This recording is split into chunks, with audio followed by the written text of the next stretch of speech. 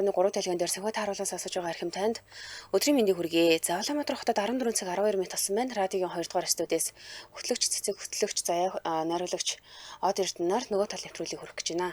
Өдрийн мэнд заяа. Өдрийн мэнд цэцэг. Баярлалаа.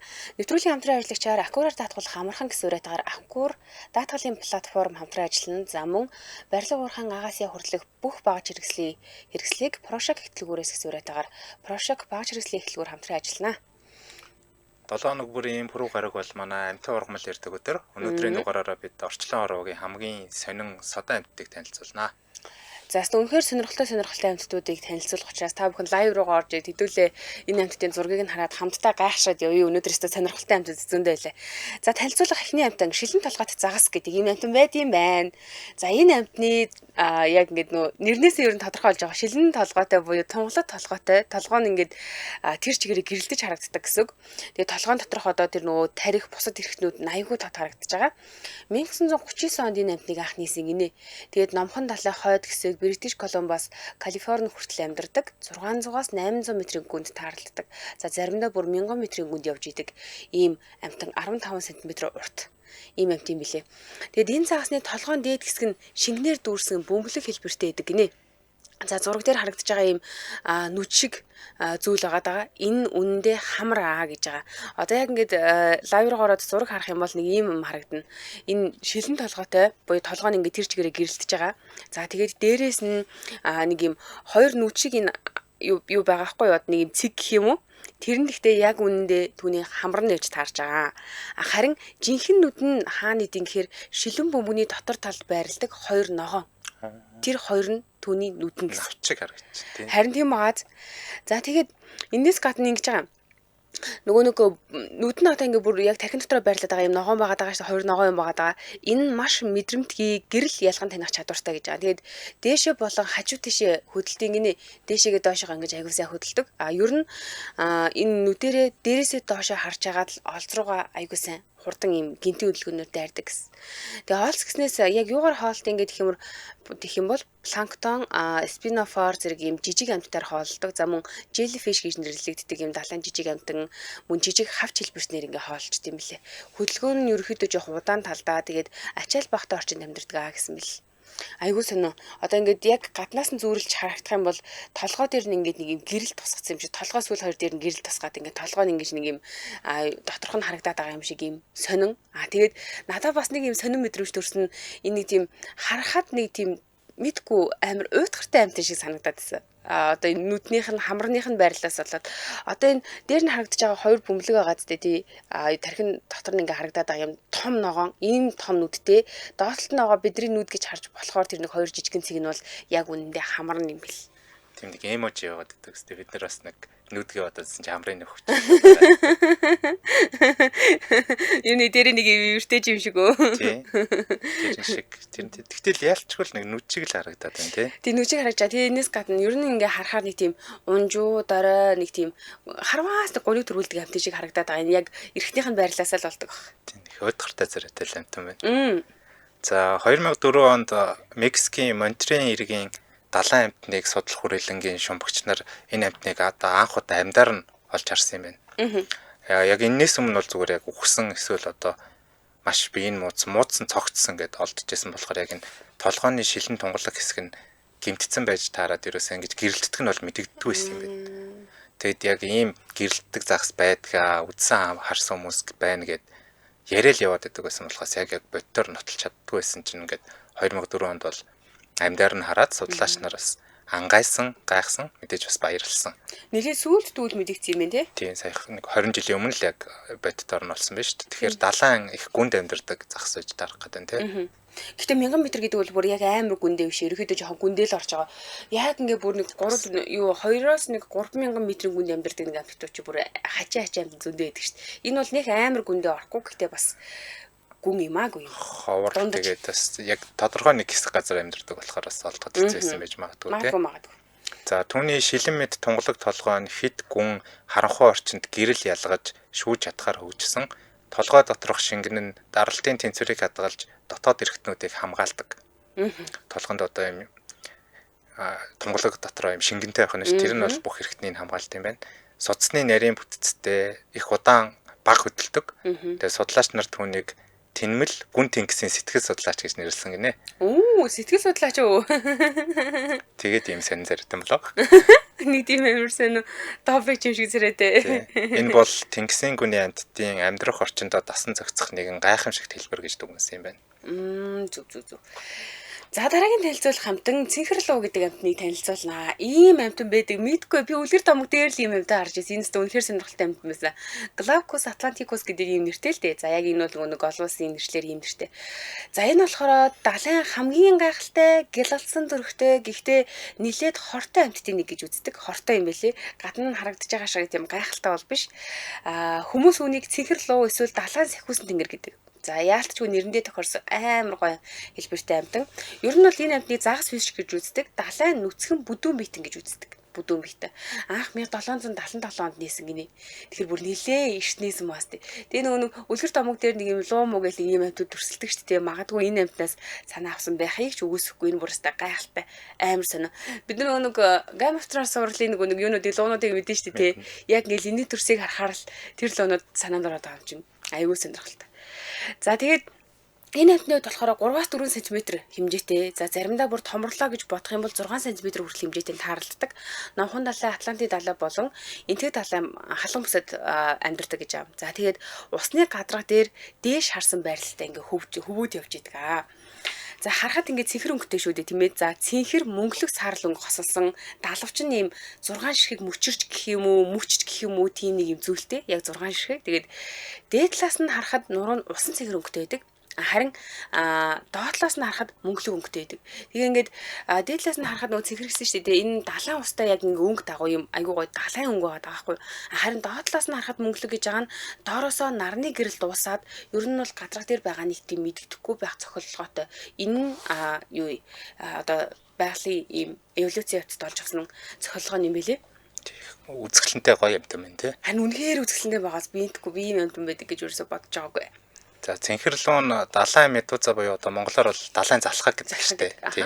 Айгу хортой амтан байдаг. Энэ амтны хорт цэврүү тисүүдийг идээд өөрийн биедээ хадгалж дараа нь хамгаалт болгоо ашигладаг юм байна. Бусдын юмар хамгаалт хийдэг байх нь штеп. Тэнгиснэр түүнд хүрсэн хүний айрс өвдөж туурч бүр түлэгдэл үүсдэг. Тиймээс одоо хичнээн гоё харагдсан ч гэсэн барьж болохгүй. Бас жижиг юм чи хорон нэг тийм хүнд аюул учруулахгүй байх гэж бодож байл бас тийм биш. За. Энэ тэгээ барьсан биш төгтсний барьсан юм бах та. Барьсан зураг явж байна үү те. За хүний мэдрэлийн системд нөлөөлөх хэмжээний хор ялгаруулдаг. Тэгэхээр бас нэлээд аюултай болж тараад байна. Цэнхэрлүүн зүгээр хөвж явахдаа ингээд планктон бусад хоол тэжээлийг барьж иддэг. Уран зураг шиг гадаад төрөх үзэмжит байдалд хурдж болохгүй шүү. Хүрч болохгүй шүү. Харагдах байдал үнэхээр гайхамшигтай боловч хүнд хортой. Австрал болон Өмнөд Африк, Бразил зэрэг улсуудад их таардаг. Ийм юм байна. Нэстэ сонирхолтой. Нэрэж нэг тийм мөнгөлөгч юм шиг. Тэгээд нөгөө амар хортой янз бүрийн өнгөтэй мэлхийнүүд байдаг шүү дээ тийм. Ер нь гаднах төрх нь их гоё үзэсгэлэнтэй олон төрлийн өнгөтэй бол хортой л гэсэн үг гэдэг ер нь тэгдэг шүү дээ. Чөтгөр ганга бурхан аа. Нэвтрүүлгийн хамтран ажиллагчид танилцуулъя. Аккураар даатгуулах амархан гэсэн үгээр Аккур даатгалын платформ хамтран ажиллаж байна. Аккур систем даатгалын компани болон даатгуулагчийг холбосон дижитал зах юм аа. Иргэдэд хамгийн олон даатгалын компани бүтээгдэхүүнийг санал болгох ажиллаж байгаа. Иргэд Аккурын аппликейшн, вебсайтаар мөн Монпей аппликейшны даатгалын цэснээс Аккур мини аппликейшнийг сонгоод жолоочийн хариуцлагын даатгал, тээврийн хэрэгслийн даатгал, гинтийн ослын даатгал, хүүхдийн гинтийн ослын даатгалаа хийх боломжтой. Хур системээс хэрэглэгчийн мэдээллийг татдаг учраас маш богино хугацаанд даатгалаа хийх боломжтой. Аппликейшн болон вебсайтын аль наран ч нэвтэрч ороод өөрийн даатгалын гэрээгээ харах боломжтой. Одоогоор системд мөнх даатгал, миг даатгал, Монрэ даатгал, Улаанбаатар хотын даатгал, Агис даатгал, Ганзан даатгал, National Life, Mandal Life нэгдээд байгаа юм байна. Цаашид бүтээгдэхүүн даатгалын компани сонголтоо нэмэгдүүлэхээр тасралтгүй хөгжүүлэлт хийгээд ажиллаж байгаа ийм систем байна. За ер нь бол энэ Аккурынхан даатгалын нэгдсэн дижитал платформ гэж юу яриад байгаа юм гэхээр зөндөө олон саяны дурдсан даатгалуудыг нэг дор бөөгнүүлсэн байгаа. Энэгээр нь хэрэглэгчдэд ийм амар хэлбэр байдлыг үүсгэж байгаа. Одоо жишээлбэл би ингээл даатгуулах гэсэн чи яг ямар даатгалын зүгээр юм бол одоо хооронд нь бүгднгийн ингээл хайгаал олоод мэдээллийг харьцуулаад тэг ингээд надад үнэхээр их том одоо ийм их цаг шаардлагатай бол яг ингээд аккур руу орсон тохиолдолд тэнд бүх даатгалууд байж байгаа. Тэгээд хооронд нь харьцуулахад цаг нэг тийм ороод авахгүй та хүссэн даатгалаа сонгоод гэрээгээ байгуулна. За тэгээд заавал цаасан гэрээ хийх шаардлагагүй таны даатгалын гэрээтэнд яг ингээ халаасанд чинь буюу таны гар утсанд байж байгаа болно. Тэгээ хүссэн үедээ их амар болчиход шүү дээ. Харин тий. Хүссэн үедээ хаанаас ч даатгуулах боломжтой. Машина онцлуулахад даатгал дууссан тохиолдолд онцлогооны бүр ингээд амар уртаараа хүлээж идэг шүү дээ, тийм ээ. За ингэж яхтаа ч гэсэндээ даатгуулах боломжтой гэсэн үг. За хамгийн хурднаар даатгалын гэрээтэй байх боломж бол аккур юм аа. За аккур гэдэг нь болохоор ACURR гэж бичнэ. Хоёр R хэсэгтэй бичнэ гэсэн үг. Тэгээд энэ платформын хувьд бол давуу талууд ингээд их юм бол төлбөр тооцооны хялбар шийдэл байгаа. За энэ бол ерөөсөө та даатгалын гэрээндээ танилцаад гарын үсгийн ингээд цахим байдлаар зурлаа. Тэгээ шууд аппликейшнтэйгээ холбоглоо, ганцхан төвчлөөр дарлаа, төлбөрөө төллөө болоо штэ. Тэрнээс өмнө ингээд даатгал дээрээ очиод гарын үсэг зураал ингээд мөнгөө тушааж мушаагаал бэлэн мөнгөний тэрэ тийм асуудал ерөөсөө байхгүй гэсэн үг. За мөн энгийн хэрэглэгээ хэлбэрхэн дизайнтай энэ платформыг та сонгохыг хүсэж байх юм бол гар утсан дээрээ аккурыг татаж авах нь. За тэгээ аккур цэгийн гэсэн вебсайтад хандж болно. Facebook-ээс аккур гэд ACURR гэд хайх юм бол аль биесны хуудсанд гарч ирээ тэндээс мэдээллийг авчнаа. 80-58-85 80-58-85 гэсэн дугаараас илүү дэлгэрэнгүй мэдээллийг аваарай. Харин хаяг барилшлын хувьд бол Сүхбаатар 4-ний 4 хороо ЮНЕСКОгийн гудамж Regency Residency-ийн 201-ээс 203 тоотод үйл ажиллагаа явуулт юм байна. За баярлалаа. Аккураар даатгуулах амархан аккур даатгалын платформ хамтран ажилласан. За цаашаа үргэлжлүүл яв. Хилэн цүү гинэ. Энэ хилэн цвшээ энэ бол далайн луу, цэнхэр луу гэж нэрлэгддэг ийм амтан айгүй сонин хортой амтан байна. За дараагийн танилцуулах амтан усны бавгай. Энэ айгүй сонирхолтой амтан. Бид нар энэ нөгөө Facebook дээрээс зургийг айгүй харж ирсэн баха. Нилээ их явж идэг харагдаад байдیں۔ За энэ усны бавгай гэдэг амтан бол бичил бит. Тэгээд байгаль дээр хамгийн төсвөртэй, хамгийн сонирхолтой амьд биетүүдийн нэг гэж явдаг. Анх 1773 онд нээсэн. Тэгээд хэмжээ нь тэг 105-аас 1.2 мм байдаг. Ийм жижиг хэмжээтэй. За ихэвчлэн тэг 1.3-аас тэг 1.5 мм таардаг гэж байгаа. Тэгэхээр ер нь бол 1 мм-ээс ч бага хэмжээтэй миллиметрийг 3-аас 1-тэй тэнцүү ийм амтан гэж хэлж болох нь шүү дээ. Айгуу жоохон. За харагдах байдал нь бүдүүн биетэй, 8 хөлтэй, хөл бүрийн үзүүрт нь хумстай. Хумстай байх тий. Тэгээд амны хэсэгтээ нэг юм амар одоо харахад нэг жоохон эвгүй санагдахаар нэг тийм соролтой. Тэгэд ер нь бол усны бавгаа гэдгээс гадна хөвдний гахай, бичил гайхамшиг гэх мэтэр энэ амтныг бас нэрлэдэг юм байна л да. Мос пеглэд гэх мэтчлээ ийм нэрээр нэрлэдэг. Тэгээд дэлхийн бүх төвд, бүх орчинд шороо, модны хөвд, хүйтэн, халуун, галтуул, далайнгүн, Антарктидэд хүртэл байдаг ийм амар амьдрах чадвар өндөртэй амтаа. Далайд, цасан донд, хөлдүүн мөсөн дотор бүр зүгээр л агаарт ингээ амьдарч чаддаг. Зүгээр агаарт л байж байгаа нь ингээ амьдраад байдаг. За энэ амтан яг юугаараа онцлог юм бэ? Яагаад өнөөдөр тодруулж ярих болов гэхээр хит хүйтэн төсвөрлөх чадвартай буюу хасах 272 Цельсийн температурт амьд үлднэ. Амар. За мөн хит халуун төсвөрлөх чадвартай буюу богино хугацаанд 150 Цельсийн хүртэл халууныг төсвөрлөж чаддаг энэ амтан. Мөн даралт төсвөрлөх чадвартай буюу 6000 атмосфер даралтыг төсвөрлөх ийм чадвартай бүр хаана бол хаана амьдарч хаар ийм амтан байгаад. Хуршгүй амтан юм шүү дээ. Харин аягүй сайн нөгөө дюн дээр нэг юм юу гараад идэг штеп нэгдүгээр гардаг штеп нэг юм мухай амар тарган надад тэрнтэй адилхан санагдаад идэв. Тэр төрөж хин гэдэг үлээд. Дюн үзэж байгаа болохоор мэдгүй л та. Нөгөө манай Монголын нэг говийн олгой орхоо гэдэг байдаг шүү дээ. Тэр бас жоохон төстэй харагдаад байх юм. Усны баавгаа гэд энэ өстой сонин амтаа. За энэ амтны талаар үргэлжлүүлж танилцуулъя. За цацрагыг бол маш сайн төсвөрлөдөг. 1000 гэрээ хүртэл ионжуулагч цацраг төсвөрлөнө. Гэтэл хүн бол ерөөсөө 5 гэрээ цацрагийн тоо авахд л шууд ухт юм байна. Тэгэхээр ч одоо хүнээс бүр 200 дахин их цацрагийг төсвөрлөх чадвартай гэсэн үг. Агааргүй орчин байшуулагч. Агааргүй орчныг бас төсвөрлөж чадна. 2007 онд хийсэн туршилтаар сансарт вакуум орчинд хэдэн өдрөөр байлгахад амьд байж л байсан. Яа, ч 9 шидэн бүртгэсэн амт юм а да. Тэрээс л хүшгүй мөх гэдэг шиг л. Усгүй газар, усгүй жилтийг ч бас төсвөрлөн амьсгалах, идэх хөдөлгөөн хийхээ зогсоогоод унтсан төлөвт орчин. Тэгээд бүр биеийнх нь ингээд 85-аас 95% нь усгүй болоод бүр хатцсан байгаа мөр болчихж байгаа шүү дээ хатаад. Тэгж өөрийгөө хамгаалт юм байна. Ер нь бол хатсан хэлбэрт ороод тэрийг бол тун гэж нэрлэдэг. Тэгээд энэ төлөвтөө бүр хэдэн 10 жилч байж чадна. Яг ингээд хатсан чихтэй. Тэгэл ус өгмөц шууд сэрчдэг. Бүр 100 жилийн дараа ч байсан. Өөрийгөө одоо нөгөө баячууд чинь нэг өөрсдийгөө хөлдөөгөө сэргэнэ гэдэг шиг л бараг бодит амьдрал дээр хэрэгжүүлсэн. Бараг зохиол дээр гар дээр бол цус хорогчгийн тий ерөөсөө байж байгаад нэг цус аманд нь тусаачих юм бол тэгээ сэрчдэг гэдэг эднэр чинь. Бүх зүйлийг төсвөрлөдөг өгшгөөхөр бас байж болох юм тий. За зарим тардигрейдийн ДНХ-гийн 17-оос дээш хувь нь бактери, ургамал, мөг гэх мэт бусад организмын ДНХ-г авсан байдаг. Тардигрейд гэдэг нь саяны усны байгаагаа хэлээд байгаа шүү дээ, тий. Тардигрейд гэдэг нь олон улсын нэр нь. Өөрөөр хэлбэл horizontal gene transfer буюу генийн дамжуулалтын маш ховор жишээ болдог. Олон амьтны гентэй учраас ингээд бүх нөхцөлийг дааж төсвөрлөдөг л гэсэн үг юм байна л да. Бүр амар сонирхолтой юм аа. Тэгээ эдгээр шин чанар бол үнэхээр гайхамшигтай чадварууд. Ер нь бактери л биш бол өөр ямар ч амьтан ингэж чаддаг юм байна. Гэхдээ энэ бол бактери биш, амьтны ангилалд ордог. Амьтны ангилалд ордог олон сте шүү дээ. За NASA усны баавгаа ажиглаж орчин үеийн астробиологийн туршилтуудыг хийсэн байгаа байхгүй. За энэ ямар туршилтууд хийсэн гэсэн аягүй сонирхолтой. Сансрын вакуум орчинд ийм задгаа сансарт гаргаад за дээш ингээ хөөрөглөө. Тэгээд хит ягаан туяа ионы цацраг зэрэг тийм мөртүүлсэн ч 68% наймд үлдчихсэн. Амар гэсэн үгтгэл юм байна. Жохон хүмүүс үлддэг. 30% ч бас өгсөн байна.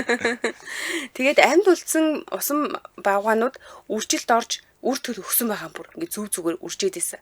За дараагийн туршилтаар олон улсын сансрын станцын гадна талд гаргаад гадаргуу дээр бүр ингээ дийлэр өгсөн байгаа байхгүй юу. Тэгээд хит их сансрын туяа температурыг хэлбэлцэл чичиргээ геомагнит зэргийг ингээ бас л төсвөрлээд гараад ирсэн. Амар төсвөрлөх чадвар өндөртэй. Тэгээд хүнсний нөөц багтаа үед ингээ нэг унтаж буюу тий унтаа байдал шилжээд амьд үлдчихдэг. За мөн хөлтөлт төсвөрлөн, цацраг төсвөрлөн, сансрын ионсон туяаг төсвөрлөн, ус гүйжилтийг төсвөрлчин, за уургийн ДНХ-гээ хамгаалж буй эсэг судалгаануудыг бас ингэ сансарт хийсэн юм байна энэ амьтан дээр. За энэ амьтан болохоор задгаа сансарт амьд үлдсэн анхны олон эст амьтан болсон. За тийм учраас дэлхийд дээрх амьдрал хэр хоол хүрч болохыг судлах гол түлхүүр бол энэ усны баавга гэдэг амтан гэж үздэг. За ер нь усны баавга биш сансрын баавга гэж хэлэхэд ч буруудахгүй ийм амт юм байна. Нэг тийм жоохон харахад эвгүй мөртлөнгөөсөө амар амьдрах чадвартай юм ба тий. Том биетэй юм уу гэсэн миний том биетэй биш энэ амар жижигхэн биетэй миллиметрийг 3-аас 1-тэй тэнцүү буюу энгийнүүдээр бол харах боломжгүй амт юм шүү дээ. За дараагийн танилцуулах дөрөв дэх амьтан бол далайн өргөс тэмх буюу sea cucumber гэдэг амьтан байна. Газрын бидний мэддэг өргөс тэмх бол ургамал байдаг шүү дээ. Тэгэхэд далайн өргөс тэмх бол ялчгүй амьтан юм байна. Амьтны ангилалд ордог. За энэ бол далай тэнгист амьдардаг, сээр нуруугүй, зөөлөн биетэй амьтад бөгөөд гадаад хэлбэр нь урт гонцгой яг нэг өргөс тэмх, өгөрцөн шиг харагддаг учраас л өргөс тэмх гэж нэрлэсэн. Sea cucumber гэж нэрлэсэн юм уу тийм? Тийм. Ер нь бол нэг 2-3 см байдаг бол зарим. Энэ яас үзлээ юм бэ? Юу арч ба? Зарим нэг 2-3 см бол бүр 2 м хүртэл урттай ч болдог гэж байна. Тэгэхээр 2 м урт гэдэг чинь. Гэтэ ер нь бол ихэвчлэн жижигхэн байд юм байна. Гэтэ зарим нөхцөлд бол дээд хязгаар нь 2 м хүртэл хүрдэг юм байна.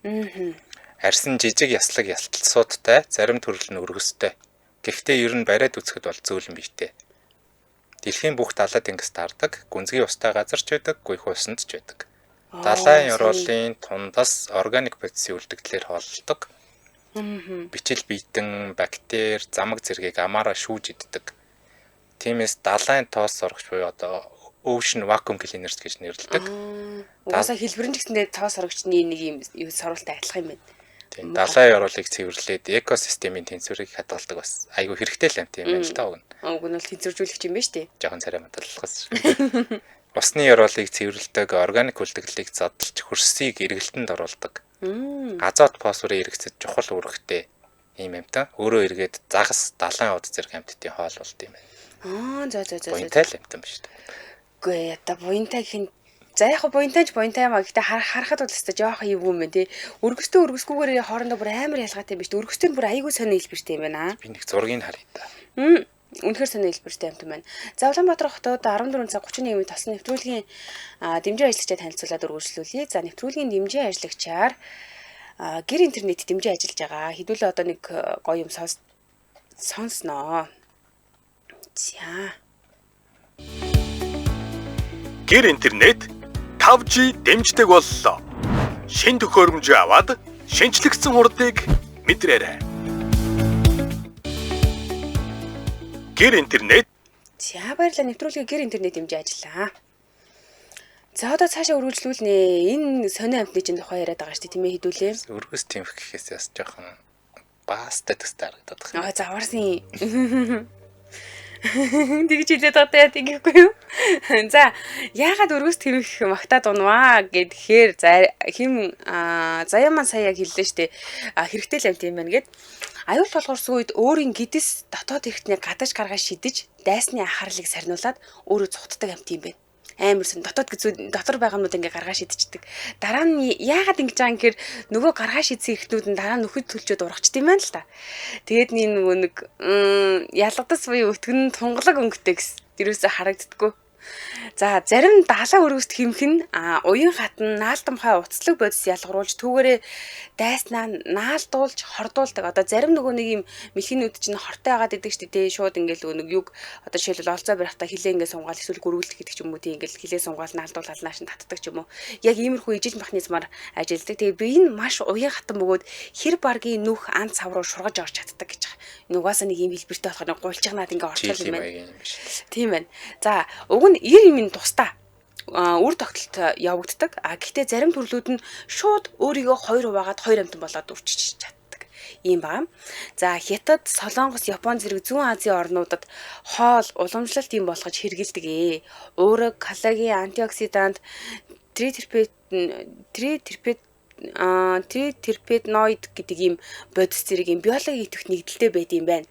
За мөн зарим төрлийг нь болохоор их хэмжээгээр барьж экспортлдог учраас энэ ховордож байгаа амтан. За тийм болохоор зарим оронд барихыг хоригдсон эсвэл барилаа гэх юм бол заавал зөвшөөрөлтөй барьдаг гинэ. За дараагийн танилцуулах 5 дахь амтан бол од хамарч сохор номин гэдэг амтан байгаа. Энийг би харсан шүү дээ. Ёстой муухай амтан байл. Тэг би бас нэг хальт харж байсан. Зөвхөн хойд Америкт амьдардаг, Америк, Канадын зүүн хэсэгт таарладаг. Чихтэй, намаг, гол мөрний эрэг, намгархах газраар амьдардаг. Мэдээж өвөрмөц гадаад төрхтэй тийм сэр нуруутай амтан байна. За энэ амтан хамрынхаа орчимд ийм од хэлбэртэй 11 хос, нийт 22 ширхэг мэдрэгч юм махан дэлбэтэй. Тэр нь л жоохон юуг харагдаад байгаа л да. Ер нь бол иймэрхүү зүйлүүдээс нэг фобиатай буюу айдаг хүмүүс идэг шүү дээ. Ингээд нэг юм аргунч хөдлөөд байхаар муухай санагдаад идэг. Тийм хүмүүсээс сайгалт юм лээ. Би бол хайдаг шүү дээ. Байгалийн амтнаас та юунаас нахтай. Угсаал яг зарим амтны хувьд нүдээр харах юм бол бид нар бол бүр амар тэнэг харагддаг шүү дээ. Хоёр үл дээрээ явдаг тэгснээ хоёр нүд мүдтэй.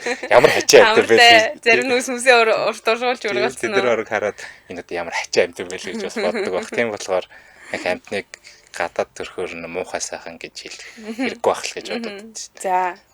За 22 тэр одон дэлбэн болохоор 25,000 орчим мэдрэлийн төгсгөлтэй маш мэдрэмтгий дэлхийд ирэх хамгийн мэдрэмтгий мэдрэх хэрэгтнүүдийн нэг гинэ. За. Тэгэд энэ хэрэгтний ашиглаад орчноо яг юм нүдэрээ харж байгаа юм шиг амар хүрлцэж мэдэрч чаддаг.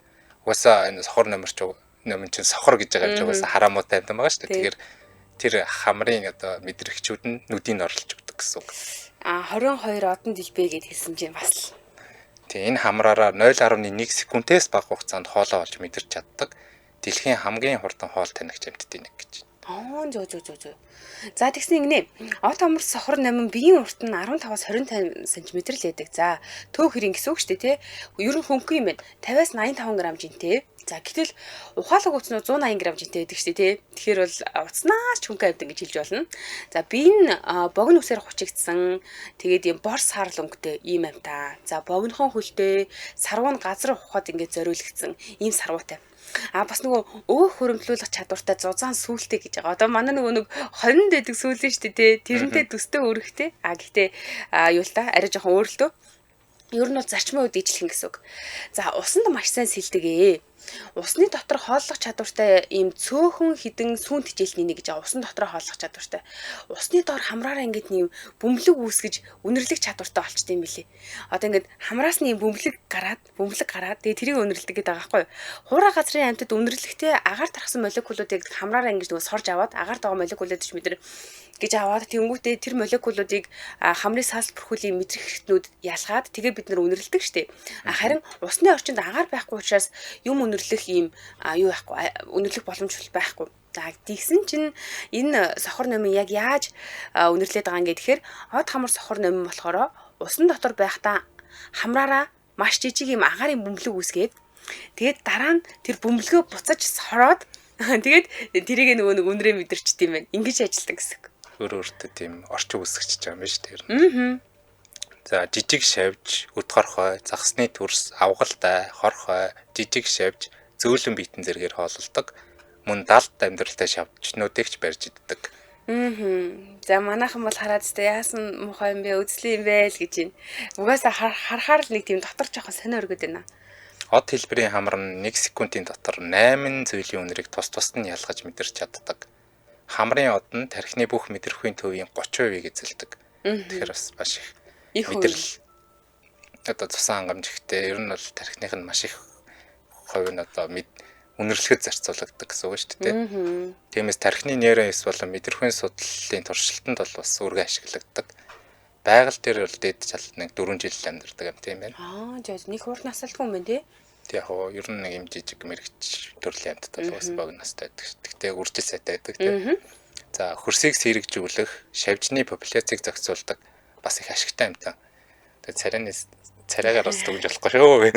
Тиймээс экосистемд газрын доорх инженер гэж очилдог. Гэтэ угаасаа л энэ амьтан чинь биологт байгаль дэлхийд ямар нэгэн хэрэгтэй байж чадсан учраас юуны биологийн нэг хэсэг болж амьд байгаа штэ. Тэрнээс хэрэггүй байсан бол угаасаа дасан зогсож чадахгүй тэгээд мэдрэлтэхгүй л дээ. Тэгэхээр ямар нэгэн байдлаар хэрэг болж нөгөө нэг экологийн гинжин системийн аль нэг юунд нь харьяалагдчих таарах тий.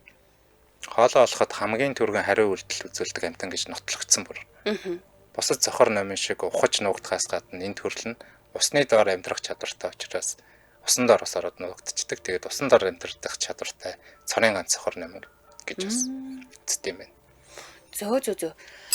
За Улаанбаатар хотод 14 цаг 39 минут болсон байна. Хамтран ажиллагчаа танилцуулаад өргөжлүүлнэ. Хамтран ажиллагчаар барилга уурхайн Агасия хүрлэх бүх төрлийн багаж хэрэгслийг Прошак эхлэлгүүрээс гисүүрэтагаар Прошак багаж хэрэгслийн эхлэлгүүр хамтран ажиллаж байна.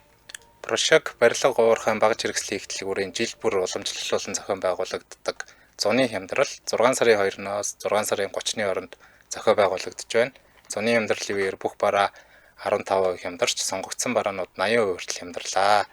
Худалдаа авалтын үнийн дүнгээс хамаарч харилцагч бүрт гарын бэлэгтээ та хүссэн бараагаа онлайнаар захиалан хургуулan авах боломжтой. За тэгэхээр барилга уурхайн Агасия хүрлэх бүх төрлийн багаж хэрэгслийг нэг дөрөөс авах боломж гэдэг нь бол биднэрт цаг зав хэмнэж өгөн тэрнээс гадна дэлхийн тэргүүлэгч брэндүүд байгаа. Дээд зэрэглэлийн чанартай бүтээгдэхүүнүүдийг хямдралтай худалдаагаар авахыг хүсэж байгаа хүмүүс ийшээгээ зориорой. За тэгээ хямдралтайгаас гадна баталгаат хугацаатай. Баталгаат хугацаа бол гар болон захлаан багшин дээр 6 сарын хугацаа, генератор дээр 1 жилийн баталгаат хугацааг олгож илээ. За тэгээд борлуулалтын дараах засвар үйлчилгээтэй гэж байгаа. Энэ нь бас үнэхээр сайхан санагдсан. Мэргэжлийн хамт олон багаж сонгуультанд шаардлагатай зөвлөгөө мэдээллийг өгнө гэж байгаа. Наа чиг одоо багаж мэдгүй хүн багаж авъя гэдээ очих юм бол юу ч мэдгүй байх нь шүү дээ. За тэгвэл тэр үед бол танд ийм төрлийн багаж хэрэгцээтэй та энийг сонгосон дээр байхаа энэ нэг тийм гэдэг юм яг мэргэжлийн хүмүүсийн зөвлөгөөгөөр би сонголтоо хийх боломжтой.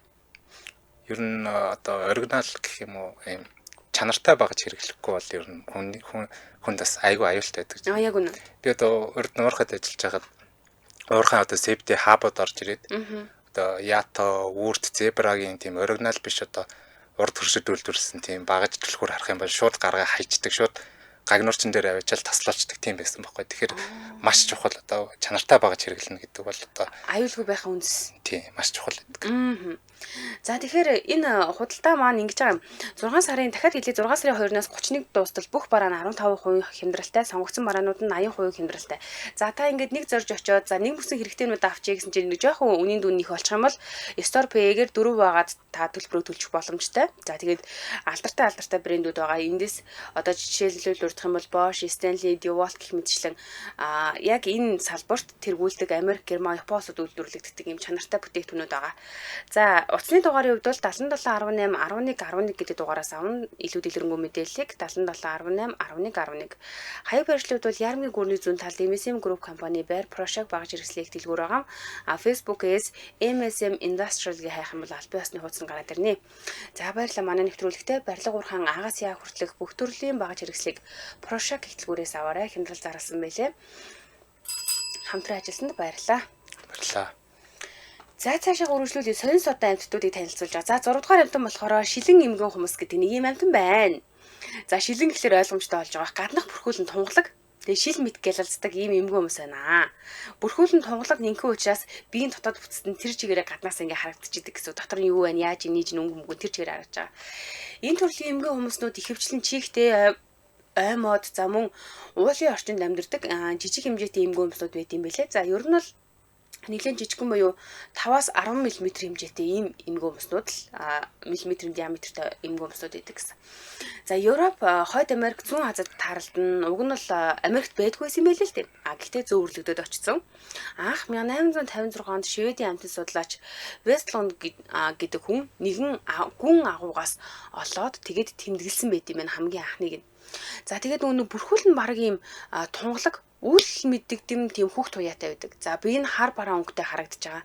Тэгээ гаднаас нь харахаар ингээд шилэн гэдэг нь одоо ингээд хар бараа харагдана гэсэн үг шүү дээ. Яг нэг өөрийнх нь би энэ хар бараа өнгөтэй учраас. За гэхдээ сүүлд тунгалаг дотор нь цэвэрхэн харагддаг төрөл бас олцсон. Энэ аягүй сонирхолтой. Тэр нь бүрхүүл дотор байгаа зүрх уушиг гэх мэт дотор ирэхтүүд нь тэр чигээр ингээд харагдаж идэг гэсэн гадна талаасаа. Тэгэхээр энэ бол зүгээр л ийм микроскопоор харж байгаа юм шиг биологийн амьд үзүүлэн болж өгч идэг ийм юм байгаа байхгүй? Гоё л тийм. Сонирхолтой юм шиг. Гэтэ энэ бид энэ амтны талаар харчаад ингээд юунуудэ эмгэн өмснүүдийн сонирхолтой төрлүүдийг нь харсан чинь бүр амар гой гой өнгөтэй зөндөө байд юм л шүү дээ. Бүр улбар шармаар янз бүр өнгөтэй. Өстөгөө харагдд юм бэл. За энэ төрлийн эмгэн хүмс нь махчин. Тэгээ ер нь дэлхийд ирэх хамгийн жижигхэн махчин гэж тооцогддог 2 см хэмжээтэй махч амтан.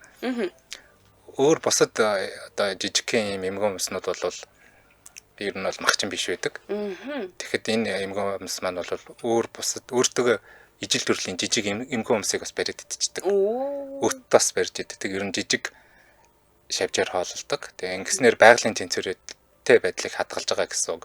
Ягаад гэвэл бүгд одоо ингээ ургамал идээд байж болохгүй. Тэр амтан дотор бол махчин бас байх хэвээр. Тэгэхгүй бол бүх амтан ингээд ургамал идээд байх юм бол бид нар юу идэх ургамалгүй болчих шүү дээ. Тэгэхээр энэ бол бас байгалийн бас гоё зохицолцолгой байна. Бүрхүүлэн тунгалаг байдаг нь дараах шалтгаантай юм байна. Кальцийн агуулмж багтаа учраас тунгалаг нэмгэн бүтцтэй. Бүрхүүлд будагч пигмент бага гэрлийг шингээдэггүй. Ийм болохоор одоо тунгалаг байдаг гэсэн үг. Энэ төрлийн бүрхүүлэнд муу хамгаалдаг боловч чигтэй орчин нөхцөлд хангалттай амьдрах боломжтой. Шилэн хумс нь хүрээлэн буй орчны бохирдлын мэдрэмжтэй одоо индикатор болдог амтан гэж үздэг. Хэрв одоо энэ шилэн бүрхүүлэн тунгалаг биш болоод хувраад байвал ер нь орчны бохирдол аягүй их нөлөөлсөн байна гэж мэдчих болт юм байна. Экологийн дөрөтөл болсон байна шүү гэдэг индикатор болж өгдөг гэсэн. Одоо лайон голоор яг түрүүний миний харсан нэг улбар шар өнгөтэй эмгэн хүмүүсний зураг гарч штэ. Айгуу сонирхолтой өнгөтэй эмгэн хүмүүстэй зөндөө байд юм лээ. За дараагийн танилцуулах нэг амтан болохоор айгуу сонин. Ер нь өнөөдөр ярьж байгаа амтуудаас надад хамгийн царайлгийн санагдсан байхгүй юу? Мандарин загас гэдэг нэртэй ийм загасны талаар танилцуулнаа. За далайн загас сонирхогчдын дунд маш алдартай, аквариум сонирхогчдын дунд ч гэсэндээ тун алдартай, өрмөц, өнгөлөг загас нэлээ. За энгийн нэр нь мандарин загас гэж байгаа. Мандарин гэхээр ер нь бол хятад гэсэн үг шүү дээ, тийм ээ. За номхон далайн баруун хэсэг Филиппин, Индонез, Австралийн хойд хэсэг Соломоны арлуудын хавьд тэр орчим амьдардаг. Тэнгисийн шүрэн хадтай гүйхэн газар 2-18 метрийн гүнд амьдардаг ийм загас байна. За голдуу, ёроолд идэвхтэй хөдөлгөөнтэй амьдардаг, үдчийн цагаар хамгийн идэвхтэй байдаг ийм амтан байгаа. За яг өнгөний хувьд болохоор хөх ногоон, улбар шар өнгө холилдсон ийм гайхалтай гоё юмс өнгөтэй. Бид нар Немогийн улбар шар өнгөийг мэддэг шүү дээ. Тэрэн дээр амар гоё гүн хүүх өнгө холилдсон бахаар бүр үнэхээр үзэсгэлэнтэй харагдсан юм билээ. Дээдл нь 8 см хүртэл томорч олдог. Тэгээд өргөн намхан биетэй том дугуй нүдтэй. Эргчин нэмэгчингээс илүү өндөр тийм том нурууны сэрвэтэй байдаг гэсэн. За амьдрах орчны тухайд бол шүрэн хадтай нам гүйхэн бүсэд 2-18 метрийн гүнд амьдрнаа гэж байгаа. Энэст үнэхээр өнгөлөг загас илээ бурхан минь. Тэгээ ийм амар тод өнгөтэй болохоор махчин амтнаас өөртөө яаж хамгаалт юм бол? За байгаль дээр элдв янзын өнгөтэй, хэлбэртэй амтан загас жаргахаа зөндөө байдаг аа. Мандрин загас юугаараа онцлог вэ гэхээр мэдээж хортой. За тэгвэл хороор л өөрийгөө хамгаалдаг байх нь тий. Тий. Ихэнх загас одоо биенийхээ гадуур салс давхаргаар хамгаалагдсан байдаг. Харин мандрин загас түүний оронд нялцгай үнэртэй хамгаалах зорилттой хорт бодис ялгаруулдаг. Тэгэл ерөөсө хүрлээл бол хүлээ юм ба штий. Энэ бодис нь махчин амьтдыг цочроодог тул мандрин загас руу баргийн загас товтлохгүй. Айх аюулгүй нэг тийм гоё гангаан амьтан л яваад байдаг. Харин тийм ээ. Тий. Аюултай амьтаа ойртож чадахгүй болохоор тэгэл сайхан явж идэг юм байна. Гэтэ ер нь байгаль дээр ийм амар тод өнгөтэй байх юм бол ер нь айхан зүг тий. Тэрний бас нэг илэрхийл болсон байна штий. Тэгээд энэ хорт бодис нь бол хүнд бол нэг тийм амар нөлөөлдөггүй. Тийм болохоор аквариумд авчираад хийжээдэг. Гэхдээ аквариумд хийжээхэд бол бас түүхтэй. Дандаа амьд хоол иддэг гэсэн. Зүгээр нэг бид нэр загас нь өгдөг нэг бэлтгэсэн билээ хоол мал өгөхгүй идэхгүй. Тэгээ хуурай, хатаамал хоол, эсвэл бүр хөлдөөсөн хоолж байсан ерөөсөө идэхгүй. Тэгэхээр үтмөттэй өгөх юм бах та. Тэр нь амьд хоол өгнө гэсэн үг шүү дээ. Жижиг битнүүд, далайн одоо жижиг планктонууд ч юм уу хөдөлдөг тийм амьд л өөрийнх нь иддэг хоолыг л өгч таарах гэдэг. Яасан ч гоё өнгөтэй зөөлгүй ийм гоё юм чинь майр хортой байж мэдх юм аа л гэсэн байна. Гоё өнгөтэй гэсэн байна. Ёстой нөгөө өнгө мөгний ич ид гэдэг шиг юм байна да гэсэн байна. Ёстой ядчихт нь гоё өнгөтэй мөртлөнгөөсөө тэр сэлүүр энтрэн ч гэсэн айгүй гоё юм те нэг тийм үзэсгэлэнтэй мэдгүй лусын дагин мэг шиг л харагдаад байна гэхгүй юу. За энэ лайон голоор харагдаж байгаа бичлэгэн дээр бол бүр үнэхээр сайн сэлдэг нь харагдаж байна. Тэгээд одоо ингээд нөгөө ерөөсөө айх айцгүй өөрөө нөгөө хортой гэд ингээд намайг юу ч айлгаж чадахгүй дээ. Харин надаас айх хэрэгтэй гэдгийг бүр ингээд мэдэрсэн нэг юм амар эрхэмсэг загас яваад шүү дээ. За. Энэ өрөөд нэвтрүүлгийн өндөрлөг цаг болсон байна. Манай нэвтрүүлэгтээ Аккураар даатгах амархан гэсүрэтээр Аккур даатгалын платформ хамтран ажилласан. За мөн барилга урхан агаас яг үрлэг бүх төрлийн багаж хэрэгслийг Прошок хэлтгүүрээс гэсүрэтээр Прошок багаж хэрэгслийн хэлтгүүр хамтран ажилласан баярлалаа. Сонсогчдоо өргөжлүүлээд 15 цагаас радио мэдээг уйлан сонсоорой. 15 цаг 10 минутаас элдв шипийн нэвтрүүлгээрээ хідүүлээ эргээд уулзцгаая. Баярлалаа заяа. Баярлалаа цэцэг.